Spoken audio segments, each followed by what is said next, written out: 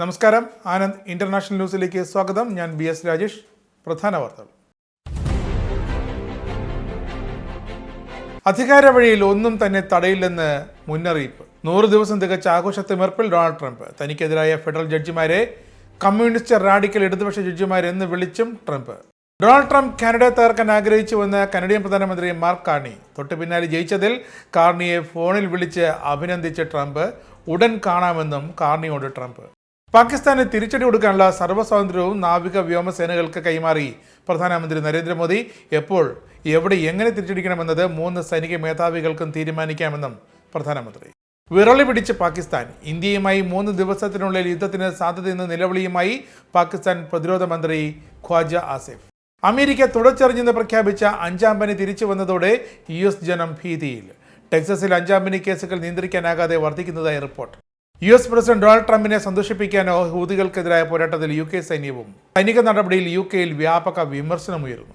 അനുരഞ്ജനമാണ് നല്ലത്. നിയമ നടപടികൾക്ക് പകരം ഒത്തുതീർപ്പിലൂടെ തർക്കങ്ങൾ വേഗത്തിൽ പരിഹരിക്കാൻ ബദൽ സംരംഭം അവതരിപ്പിച്ച് ദുബായ് ഭരണകൂടം.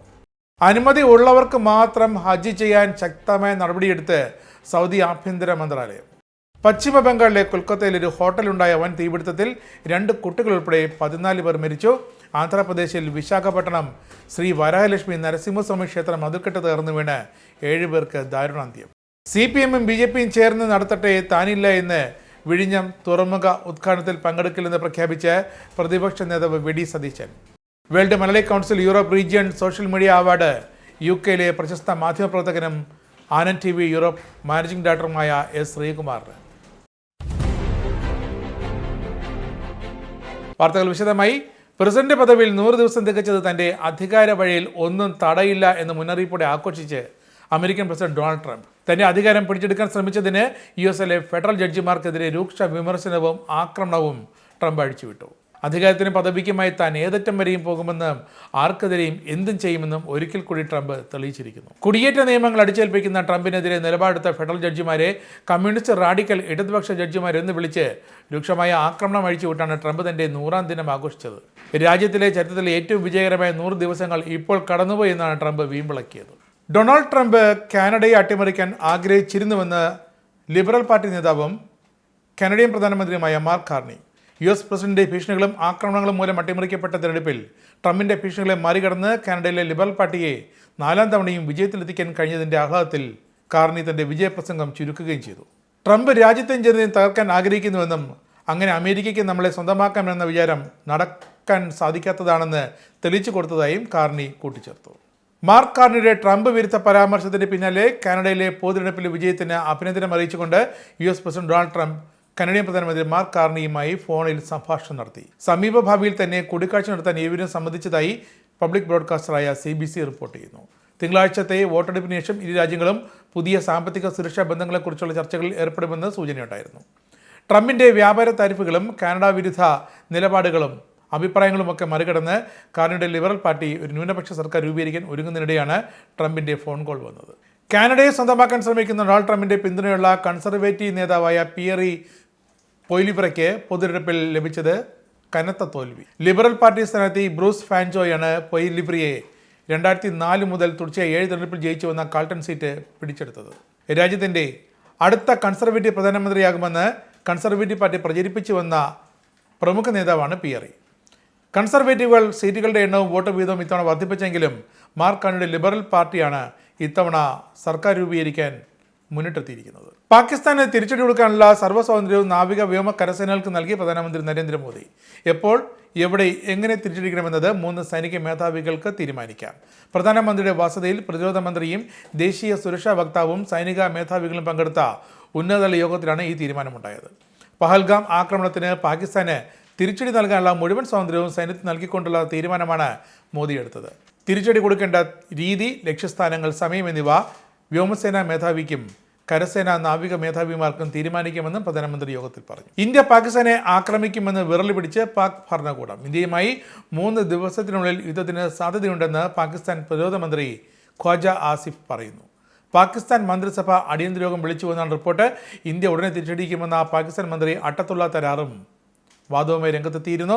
പ്രധാനമന്ത്രി നരേന്ദ്രമോദി വിളിച്ചു ചേർത്ത ഉന്നതതല യോഗത്തിന് ശേഷമാണ് എക്സിലൂടെ പാക് മന്ത്രി പ്രതികരിച്ചത്. അടുത്ത 24 മുതൽ 36 മണിക്കൂറുകൾക്കുള്ളിൽ സൈനിക ആക്രമണം ഉണ്ടായേക്കാമെന്നാണ് പാക് മന്ത്രിമാരുടെ പ്രതികരണം. പശ്ചിമ ബംഗാളിലെ കൊൽക്കത്തയിൽ ഒരു ഹോട്ടലിലുണ്ടായ വൻ തീപിടുത്തത്തിൽ 2 കുട്ടികൾ ഉൾപ്പെടെ 14 പേർ വെന്തു മരിച്ചു. കൊൽക്കത്ത നഗരത്തിലെ ഋതുരാജ് ഹോട്ടലിൽ ചൊവ്വാഴ്ച രാത്രി നടന്ന തീപിടുത്തത്തിൽ 2 പേർക്കാണ് ഗുരുതരമായി പരിക്കേറ്റത്. തീ ഇപ്പോഴും നിയന്ത്രണ വിധേയമാണെങ്കിൽ രക്ഷാപ്രവർത്തനം തുടരുന്നതായാണ് അധികൃതർ പറയുന്നത്. സംഭവത്തെക്കുറിച്ച് അന്വേഷിക്കാൻ പോലീസ് ഒരു പ്രത്യേക സംഘത്തെ രൂപീകരിച്ചു. ജീവൻ നഷ്ടപ്പെട്ടതിൽ ദുഃഖിതരാണെന്നും അവർക്ക് നഷ്ടപരിഹാരം പ്രഖ്യാപിച്ചതായും പ്രധാനമന്ത്രി നരേന്ദ്രമോദി എക്സിൽ കുറിച്ചു. ആന്ധ്രാപ്രദേശിൽ ക്ഷേത്ര മതിൽക്കെട്ട് തീർത്ഥാടകർക്ക് മേൽ തകർന്നു വീണ് 7 പേർക്ക് ദാരുണാന്ത്യം. വിശാഖപട്ടണം ശ്രീ വരാഹലക്ഷ്മി നരസിംഹസ്വാമി ക്ഷേത്രത്തിലായിരുന്നു അപകടം. ക്ഷേത്രത്തിലെ ചന്ദന ഉത്സവത്തിൽ പങ്കെടുക്കാനെത്തിയവർക്കാണ് അപകടമുണ്ടായത്. നിരവധി പേർക്ക് ഗുരുതരമായ പരിക്കുണ്ട്. ടിക്കറ്റ് കൗണ്ടറിന് സമീപമുള്ള മതിൽ മഴയിൽ കുതിർന്ന് നിലംപൊത്തുകയായിരുന്നു. സ്ഥലത്ത് NTRF, SDRF സേനകൾ രക്ഷാപ്രവർത്തനത്തിനെത്തി. അമേരിക്ക തുടച്ചെറിഞ്ഞുവെന്ന് പ്രഖ്യാപിച്ച 5ാം പനി തിരിച്ചു വന്നതോടെ US ജനത വൻ ഭീതിയിലായി. ടെക്സസിൽ 5ാം പനി കേസുകൾ നിയന്ത്രിക്കാനാകാതെ വർദ്ധിക്കുന്നതായി റിപ്പോർട്ടുണ്ട്. ചൊവ്വാഴ്ച രോഗികളുടെ എണ്ണം 663 ഉയർന്നതായി സംസ്ഥാന ആരോഗ്യ വകുപ്പ് അറിയിച്ചു. മീസിൽസ് എന്ന 5ാം പനി രോഗികളുടെ എണ്ണം ഏപ്രിൽ 25 മുതൽ 17 കേസുകളുടെ വർധനവിലൂടെയാണ് ഇത്രയും നിയന്ത്രണ അതീതമായി കണ്ടെത്തിയത്. മുമ്പ് നിർമ്മാണം ചെയ്യപ്പെട്ട ബാല്യകാല രോഗമായ 5ാം പനിയുമായി US ആരോഗ്യ വകുപ്പ് പോരാടുമ്പോൾ ട്രംപ് ഭരണകൂടമാകട്ടെ ഫണ്ട് വെട്ടിക്കുറയ്ക്കലുകളും താരിഫ് വർധനവിലുമാണ് ഇപ്പോൾ മുന്നോട്ട് പോകുന്നത്. പകർച്ചവ്യാധിയുടെ പ്രഭവ കേന്ദ്രമായ ഗെയിൻസ് കൗണ്ടിയിൽ കേസുകൾ 396 ഉയർന്നതായി ടെക്സസ് സംസ്ഥാന ആരോഗ്യ വകുപ്പ് പറഞ്ഞു. 87 രോഗികളെ ആശുപത്രിയിൽ പ്രവേശിപ്പിച്ചിട്ടുണ്ട്. വാക്സിൻ എടുക്കാത്ത 6 വയസ്സുള്ള അടിസ്ഥാന രോഗങ്ങളൊന്നുമില്ലാത്തൊരു കുട്ടി ഫെബ്രുവരിയിൽ അവസാനം ടെക്സസിൽ 5ാം പനി ഒന്ന് മരിച്ചതായി ആരോഗ്യ സെക്രട്ടറി റോബർട്ട് F. കെന്നഡി ജൂനിയറും വ്യക്തമാക്കി. World Malayali council Europe region social media അവാർഡിന് UK പ്രശസ്ത മാധ്യമപ്രവർത്തകനും ആനന്ദ് TV യൂറോപ്പ് മാനേജിംഗ് ഡയറക്ടറുമായ S. ശ്രീകുമാറിനെ തിരഞ്ഞെടുത്തു. നമ്മളിപ്പോൾ ഇത് വെസ്റ്റ്മിനിസ്റ്റർ ബ്രിഡ്ജിലാണ് നിൽക്കുന്നത്. ഈ ബ്രിഡ്ജിൽ നിന്നുകൊണ്ടാണ് പാർലമെൻറ്റിൻ്റെ നല്ലൊരു വ്യൂ കിട്ടുന്നത്. സ്വിറ്റ്സർലൻഡിലെ ചീസുകൾ വളരെ വ്യത്യസ്തമാണ് നമ്മൾ പറഞ്ഞു കേട്ടിട്ടുണ്ടല്ലോ. ഞാനിപ്പോൾ സൂറിച്ചിൻ്റെ ഹാർട്ട് ഓഫ് ദ സിറ്റിയിലാണ് നിൽക്കുന്നത്. ആഗോളതലത്തിലുള്ള പ്രവാസി മലയാളികൾക്കായി world Malayali council Europe region നടത്തിക്കൊണ്ടിരിക്കുന്ന കലാ സാംസ്കാരിക വേദിയുടെ ഈസ്റ്റർ വിഷു ആഘോഷത്തിലാണ് region president Jolly M. Padayattil അവാർഡുകൾ പ്രഖ്യാപിച്ചത്. സാമൂഹിക പ്രതിബദ്ധത അവാർഡ് റോയ് ജോസഫ് മാൻവട്ടത്തിന് നൽകും. മെയ് 2, 3, 4 തീയതികളിൽ UK സ്റ്റോൺ സ്റ്റാഫോർഡ്ഷൈറിലുള്ള ക്രൗൺ ഹോട്ടലിൽ വെച്ച് നടക്കുന്ന യൂറോപ്പ് റീജിയണൽ കോൺഫറൻസിൽ വെച്ച് അവാർഡുകൾ സമ്മാനിക്കും. വെർച്വൽ പ്ലാറ്റ്ഫോമിലൂടെ നടന്ന കലാ സാംസ്കാരിക വേദി ജഗദൽപൂർ ആർച്ച് ബിഷപ്പ് മാർ ജോസഫ് കൊല്ലംപറമ്പിൽ ഉദ്ഘാടനം ചെയ്തു. വേൾഡ് മലയാളി കൗൺസിൽ യൂറോപ്പ് റീജിയൻ്റെ 20ാം കലാ സാംസ്കാരിക വേദി ഫ്രാൻസിസ് മാർപ്പാപ്പയ്ക്ക് ആദരഞ്ഞർപ്പിച്ചാണ് ആരംഭിച്ചത്. World Malayali council global chairman Gopalapillai, Europe region chairman Jolly Thadathil, സംസ്ഥാന ADGP advocate doctor Gracious Kuriakose, global vice chairperson Mercy Thadathil, vice chairman Gregory Medayil, vice president Thomas Arammankudy, global women's forum president professor Lalitha Mathew എന്നിവർ സംസാരിച്ചു. World Malayali council European regional general secretary Babu Thottappally, treasurer Shaibu Joseph, UK province president Saibin Palatty, German province chairman Babu Chembathinal എന്നിവരും കൂട്ടായ്മയിൽ പങ്കെടുത്തു. ജാതിമത ദേശഭാഷാ വിശ്വാസങ്ങൾക്ക് അതീതമായി പാവങ്ങൾക്കും അഭയാർത്ഥികൾക്കും പാർശ്വവൽക്കരിക്കപ്പെട്ടവർക്കു വേണ്ടി ലോകത്തോട് സംസാരിച്ച് അവർക്കായി നിരന്തരം ശബ്ദം ഉയർത്തിയ മഹാനായ ഇടയശ്രേഷ്ഠനാണ് ഫ്രാൻസിസ് മാർപ്പാപ്പയെന്ന് പ്രസിഡന്റ് ജോളി M. പടയാട്ടിൽ അനുശോചന സന്ദേശത്തിൽ പറഞ്ഞു. വിയറ്റ്നാം യുദ്ധം അവസാനിച്ചതിൻ്റെ 50ാം വാർഷികം ആഘോഷിച്ച് വിയറ്റ്നാം ജനത. സ്വേച്ഛാധിപത്യത്തിനെതിരെ നീതിയുടെ വിജയമെന്നാണ് 50ാം വാർഷികത്തെപ്പറ്റി വിയറ്റ്നാം കമ്മ്യൂണിസ്റ്റ് പാർട്ടി നേതാവ് ലാം പ്രതികരിച്ചത്. ഹോച്ചിമിൻ സിറ്റിയിൽ ആയിരക്കണക്കിന് സൈനികർ മാർച്ച് ചെയ്ത പരേഡും റഷ്യൻ നിർമ്മിത യുദ്ധവിമാനങ്ങളും ഹെലികോപ്റ്ററുകളും അണിനിരുന്ന എയർ ഷോയും ആഘോഷത്തിൻ്റെ ഭാഗമായി ഉണ്ടായിരുന്നു. 1975 ഏപ്രിൽ 30 കമ്മ്യൂണിസ്റ്റ് നിയന്ത്രണത്തിലുള്ള വടക്കൻ വിയറ്റ്നാം US പിന്തുണയുള്ള ദക്ഷിണ വിയറ്റ്നാം തലസ്ഥാനമായ സൈഗോൺ പിടിച്ചെടുത്തതിൻ്റെ 50ാം വാർഷികമാണ് ഇപ്പോൾ ആഘോഷിച്ചത്. യുദ്ധത്തിന് പിന്നാലെ വടക്കൻ വിയറ്റ്നാം സ്ഥാപക നേതാവിനോടുള്ള ബഹുമാനാർത്ഥം സൈഗോൺ നഗരത്തെ ഹോച്ചിമിൻ നഗരമെന്ന് പുനർനാമകരണം ചെയ്യുകയായിരുന്നു. US പ്രസിഡന്റ് ഡൊണാൾഡ് ട്രംപിനെ സന്തോഷിപ്പിക്കാൻ ഹൂതികൾക്കെതിരായ പോരാട്ടത്തിൽ UK സൈന്യവും പങ്കുചേർന്ന നടപടിയിൽ UKയിൽ വ്യാപകമായ വിമർശനമുയർന്നു.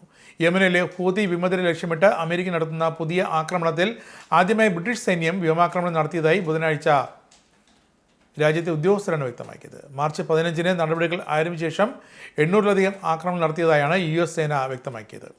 കടലിലെ സ്വാതന്ത്ര്യത്തിന് ഹൂതികളിൽ നിന്നുള്ള നിരന്തരമായ ഭീഷണി ഉയർന്നതിനെ തുടർന്നാണ് ഈ നടപടി സ്വീകരിച്ചതെന്ന് UK പ്രതിരോധ സെക്രട്ടറി ജോൺ ഹീലി പറഞ്ഞു. ചെങ്കടലിലൂടെയുള്ള കപ്പൽ ഗതാഗതം സംഭവിച്ച 55% ഇടിവ് UK ഇതിനകം കോടിക്കണക്കിന് രൂപയുടെ നഷ്ടം വരുത്തി വെച്ചതായും ഇത് UKയിലെ കുടുംബങ്ങളുടെ സാമ്പത്തിക സുരക്ഷയെ അപകടത്തിലാക്കിയതായും ജോൺ ഹീലി പറയുന്നു.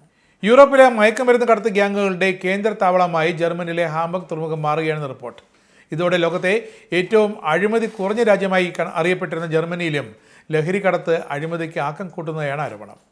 ഹാംബർഗിൽ അടുത്തിടെ 16 ടൺ കൊക്കൈൻ പിടിച്ചെടുത്തിരുന്നു. 2018-നും 2023-നും ഇടയിൽ ജർമ്മനി വഴി കടത്തുന്ന കൊക്കൈൻ പിടിച്ചെടുക്കൽ 750% വർദ്ധിച്ചെന്നാണ് കണക്കുകൂട്ടൽ.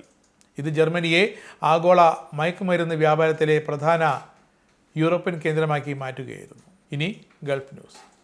പഹൽഗാം ഭീകര ആക്രമണത്തെ തുടർന്ന് ഇന്ത്യ പാകിസ്ഥാൻ ബന്ധം വഷളായിക്കൊണ്ടിരിക്കുന്ന സാഹചര്യത്തിൽ സമാധാന ശ്രമങ്ങൾക്ക് മുൻകൈയെടുത്ത് പിന്തുണയുമായി ഖത്തർ രംഗത്തെത്തി. ഖത്തർ പ്രധാനമന്ത്രിയും വിദേശകാര്യമന്ത്രിയുമായ Sheikh Mohammed bin Abdul Rahman bin Jassim Al Thani Pakistan ഉപപ്രധാനമന്ത്രിയും വിദേശകാര്യമന്ത്രിയുമായ മുഹമ്മദ് ഇഷാഖ് ദാറുമായി തിങ്കളാഴ്ച ഫോൺ സംഭാഷണം നടത്തിയാണ് സമാധാന ശ്രമങ്ങൾക്ക് ഖത്തറിൻ്റെ പിന്തുണ വാഗ്ദാനം ചെയ്തത്. ഇന്ത്യയും പാകിസ്ഥാനും തമ്മിലുള്ള സംഘർഷവും നിലവിലെ സാഹചര്യങ്ങളും നയതന്ത്രത്തിലൂടെ പരിഹരിക്കാനുള്ള മാർഗങ്ങളെക്കുറിച്ചും ഇരു നേതാക്കളും ചർച്ച ചെയ്തു. നിയമ നടപടികൾക്ക് പകരം ഒത്തുതീർപ്പിലൂടെ തർക്കങ്ങൾ വേഗത്തിൽ പരിഹരിക്കുന്നതിന് ബദൽ സംവിധാനം അവതരിപ്പിച്ച് ദുബായ് സർക്കാർ. അനുരഞ്ജനമാണ് നല്ലതെന്ന് പേരിട്ടിരിക്കുന്ന സംരംഭത്തിന് ദുബായ് അറ്റോർണി ജനറൽ ഇസാമീസ അൽ ഹുമൈതാൻ കഴിഞ്ഞ ദിവസം അംഗീകാരം നൽകി. ബദൽ തർക്ക പരിഹാര മാർഗങ്ങൾ സമൂഹങ്ങൾ തമ്മിലുള്ള ബന്ധം ശക്തിപ്പെടുത്താനും സഹിഷ്ണുതയുടെ സംസ്കാരം പ്രോത്സാഹിപ്പിക്കാനും ആകുമെന്ന് അദ്ദേഹം പറഞ്ഞു. അനുമതി പത്രമുള്ളവർക്ക് മാത്രം ഹജ്ജ് ചെയ്യാൻ പൂർണ്ണമായും കഴിയുന്ന വിധത്തിൽ ഇത്തവണ ശക്തമായ നടപടികളുമായി സൗദി ആഭ്യന്തര മന്ത്രാലയം. നിയമവിരുദ്ധമായി ഹജ്ജ് നിർവഹിക്കുന്നതിന് വിസിറ്റ് വിസ ഉടമകൾക്ക് അഭയമോ ഗതാഗതമോ നൽകുന്നവർക്ക് 1 ലക്ഷം റിയാൽ വരെ പിഴവാണ് ആഭ്യന്തര മന്ത്രാലയം പ്രഖ്യാപിച്ചത്. ഹജ്ജ് നിർവഹിക്കുന്നതിന് പെർമിറ്റ് ചട്ടങ്ങൾ ലംഘിക്കുന്നവർക്കും അത്തരം ലംഘനങ്ങൾ നടത്തുന്നവർക്ക് സൗകര്യമൊരുക്കുന്നവർക്കും ആഭ്യന്തര മന്ത്രാലയം ഭീമമായ തുകയാണ് പിഴ നിശ്ചയിച്ചിട്ടുള്ളത്.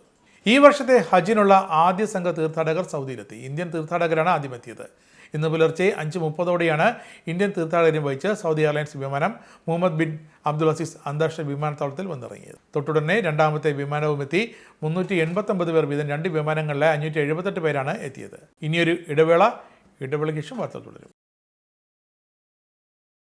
വീണ്ടും വാർത്തകളിലേക്ക്. National news. ഇന്ത്യൻ കരസേനയുമായി ബന്ധപ്പെട്ട സൈറ്റുകൾ ഹാക്ക് ചെയ്യാനുള്ള പാകിസ്ഥാന്റെ നീക്കം തകർത്തതായി കരസേന.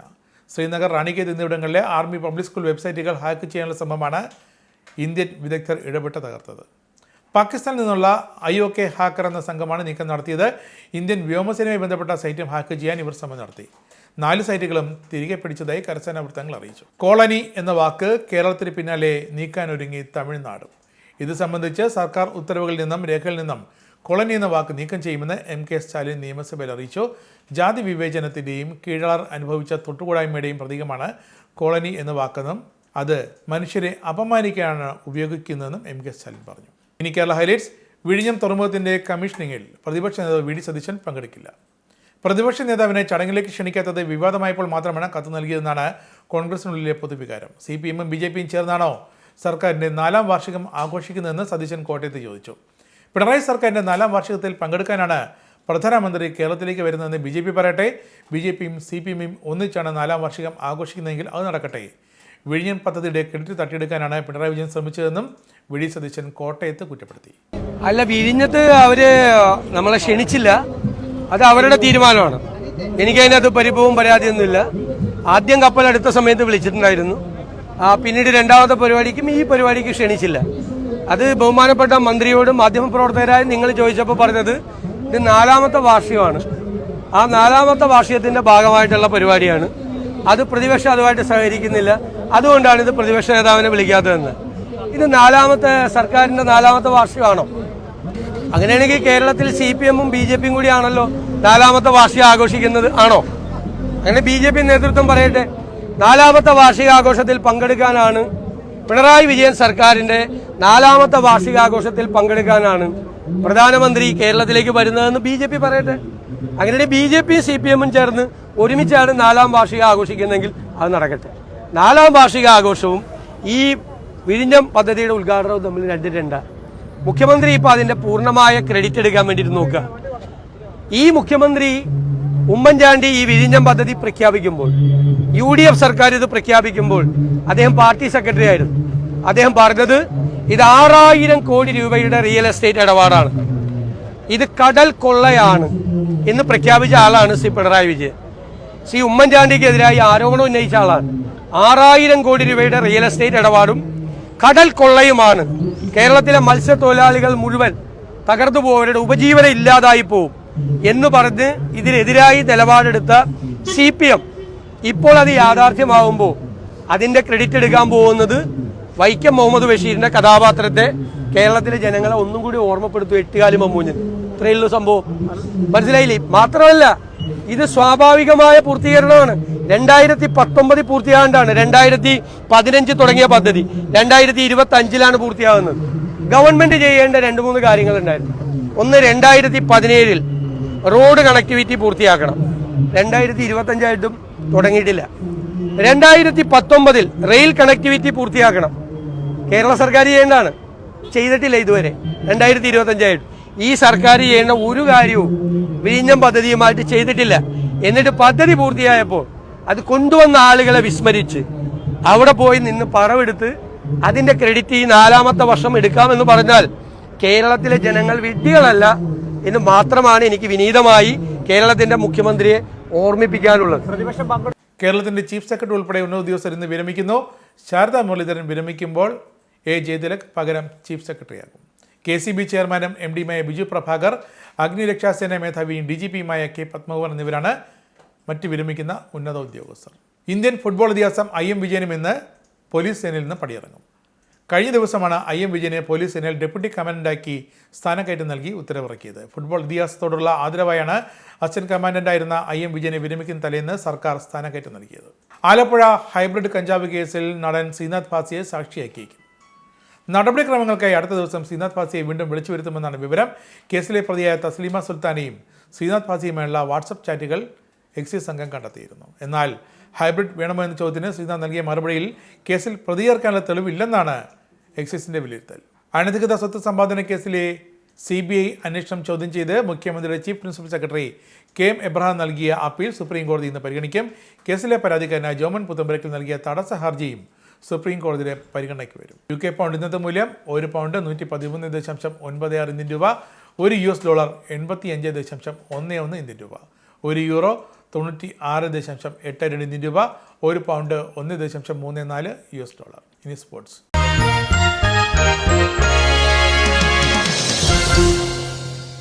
Real Madrid manager Carlo Ancelotti Brazil football team പരിശീലനയക്കും. ആഞ്ചലോട്ടിയും ബ്രസീൽ ഫുട്ബോൾ അസോസിയേഷനും ഇത് സംബന്ധിച്ച ധാരണയിലെത്തിയതായ റിപ്പോർട്ട്. 65-കാരനായ ആഞ്ചലോട്ടി ജൂൺ ആദ്യം വരെ ടീമിന്റെ ചുമതല ഏറ്റെടുത്തേക്കും. ഇതോടെ ക്ലബ് ലോകകപ്പിൽ ആഞ്ചലോട്ടി റയലിനൊപ്പം ഉണ്ടാകില്ലെന്ന് വ്യക്തമായി. 2026 ലോകകപ്പിൽ ബ്രസീൽ ടീമിന്റെ പരിശീലനമാകുന്ന ആഞ്ചലോട്ടിക്ക് താല്പര്യമെങ്കിൽ 2030 വരെ കരാർ നീട്ടാനും അവസരമുണ്ട്. ബ്രസീൽ ചരിത്രത്തിൽ ഏറ്റവും കൂടുതൽ പ്രതിഫലം നേടുന്ന പരിശീലനമാകും ഇനി അങ്ങോട്ട് ആഞ്ചലോട്ടി. പ്രധാന വാർത്തകൾ ഒരിക്കൽ കൂടി. അധികാര വഴിയിൽ ഒന്നും തന്നെ തടയില്ലെന്ന് മുന്നറിയിപ്പ്. 100 ദിവസം തികച്ച ആഘോഷത്തിമിർപ്പിൽ ഡൊണാൾഡ് ട്രംപ്. തനിക്കെതിരായ ഫെഡറൽ ജഡ്ജിമാരെ കമ്മ്യൂണിസ്റ്റ് റാഡിക്കൽ ഇടതുപക്ഷ ജഡ്ജിമാരെന്ന് വിളിച്ചും ട്രംപ്. ഡൊണാൾഡ് ട്രംപ് കാനഡയെ തകർക്കാൻ ആഗ്രഹിച്ചുവെന്ന് കനഡിയൻ പ്രധാനമന്ത്രി മാർക്ക് കാർണി. തൊട്ടു പിന്നാലെ ജയിച്ചതിൽ കാർണിയെ ഫോണിൽ വിളിച്ച് അഭിനന്ദിച്ച ട്രംപ് ഉടൻ കാണാമെന്നും കാർണിയോട് ട്രംപ്. പാകിസ്ഥാന് തിരിച്ചടി കൊടുക്കാനുള്ള സർവ്വസ്വാതന്ത്ര്യവും നാവിക വ്യോമസേനകൾക്ക് കൈമാറി പ്രധാനമന്ത്രി നരേന്ദ്രമോദി. എപ്പോൾ, എവിടെ, എങ്ങനെ തിരിച്ചടിക്കണമെന്നത് 3 സൈനിക മേധാവികൾക്കും തീരുമാനിക്കാമെന്നും പ്രധാനമന്ത്രി. വിറളി പിടിച്ച് പാകിസ്ഥാൻ. ഇന്ത്യയുമായി 3 ദിവസത്തിനുള്ളിൽ യുദ്ധത്തിന് സാധ്യതയെന്ന നിലവിളിയുമായി പാകിസ്ഥാൻ പ്രതിരോധ മന്ത്രി ഖ്വാജ ആസിഫ്. അമേരിക്ക തുടച്ചെറിഞ്ഞെന്ന് പ്രഖ്യാപിച്ച 5ാം പനി തിരിച്ചു വന്നതോടെ US ജനം ഭീതിയിൽ. ടെക്സസിൽ 5ാം പനി കേസുകൾ നിയന്ത്രിക്കാനാകാതെ വർദ്ധിക്കുന്നതായി റിപ്പോർട്ട്. US പ്രസിഡന്റ് ഡൊണാൾഡ് ട്രംപിനെ സന്തോഷിപ്പിക്കാനോ ഹൂതികൾക്കെതിരായ പോരാട്ടത്തിൽ UK സൈന്യവും. സൈനിക നടപടിയിൽ UKയിൽ വ്യാപക വിമർശനമുയർന്നു. അനുരഞ്ജനമാണ് നല്ലത്. നിയമ നടപടികൾക്ക് പകരം ഒത്തുതീർപ്പിലൂടെ തർക്കങ്ങൾ വേഗത്തിൽ പരിഹരിക്കാൻ ബദൽ സംരംഭം അവതരിപ്പിച്ച് ദുബായ് ഭരണകൂടം. അനുമതി ഉള്ളവർക്ക് മാത്രം ഹജ്ജ് ചെയ്യാൻ ശക്തമായ നടപടിയെടുത്ത് സൗദി ആഭ്യന്തര മന്ത്രാലയം. പശ്ചിമ ബംഗാളിലെ കൊൽക്കത്തയിൽ ഒരു ഹോട്ടലുണ്ടായ വൻ തീപിടുത്തത്തിൽ 2 കുട്ടികൾ ഉൾപ്പെടെ 14 പേർ മരിച്ചു. ആന്ധ്രാപ്രദേശിൽ വിശാഖപട്ടണം ശ്രീ വരാഹലക്ഷ്മി നരസിംഹസ്വാമി ക്ഷേത്രം മതിൽക്കെട്ട് തകർന്നു വീണ് 7 പേർക്ക് ദാരുണാന്ത്യം. CPM-ഉം BJP-യും ചേർന്ന് നടത്തട്ടെ, താനില്ല എന്ന് വിഴിഞ്ഞം തുറമുഖ ഉദ്ഘാടനത്തിൽ പങ്കെടുക്കില്ലെന്ന് പ്രഖ്യാപിച്ച് പ്രതിപക്ഷ നേതാവ് VD Satheesan. World Malayali council Europe region social media award UK-ലെ പ്രശസ്ത മാധ്യമപ്രവർത്തകനും ആനന്ദ് TV യൂറോപ്പ് മാനേജിംഗ് ഡയറക്ടറുമായ S. ശ്രീകുമാറിന്. ഈ ബുള്ളറ്റിൻ സമാപിക്കുന്നു. നമസ്കാരം. നിങ്ങൾക്കും ആനന്ദ മീഡിയയുടെ പ്രേക്ഷകരിൽ ഒരാളാകണ്ടേ? യൂറോപ്പിലും US-ലും ആഫ്രിക്കയിലും അടക്കം പ്രവാസികൾ ഉള്ളയിടങ്ങളിലൊക്കെ ജനപ്രിയ ചാനലുമായി ആനന്ദ് മീഡിയ ഒപ്പമുണ്ട്. ഏഷ്യാനെറ്റ് ഫ്ലവേഴ്സ് അടക്കം നിങ്ങളുടെ വിരൽത്തുമ്പിലെത്തും. ആദ്യം റോക്കു ബോക്സ് സ്വന്തമാക്കുക. അതിൽ നിന്നും ആനന്ദ് മീഡിയ ആപ്ലിക്കേഷൻ ഡൗൺലോഡ് ചെയ്യുക, ഇൻസ്റ്റാൾ ചെയ്യുക. എന്നിട്ട് 02085866511 എന്ന നമ്പറിൽ ഞങ്ങളുടെ കസ്റ്റമർ കെയറിൽ ബന്ധപ്പെടുക. അല്ലെങ്കിൽ +91 735 660 3747 എന്ന നമ്പറിൽ വാട്സപ്പ് ചെയ്യുക. ആനന്ദ് മീഡിയയുടെ സേവനങ്ങൾ സ്വന്തമാക്കുക.